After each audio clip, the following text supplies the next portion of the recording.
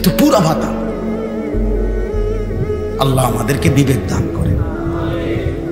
ভাইয়া, এজন্য বললাম আল্লাহ তাআলা এটা বলতে চাইছেন, বান্দা এটা আমাদের জিন্দেগির একটা মূল সবক, তাওহীদ।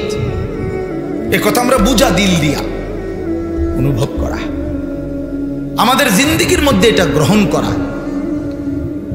যা কিছু হচ্ছে, করছে, ঘটছে আমার জীবনে কিংবা সারা পৃথিবীবাসীর জিন্দেগিতে, সবটাই নিয়ন্ত্রণ করছে শুধু কয়জন?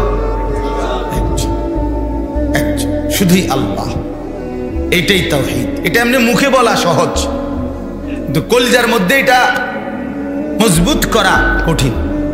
আমার জন্য কঠিন, আপনার জন্য কঠিন।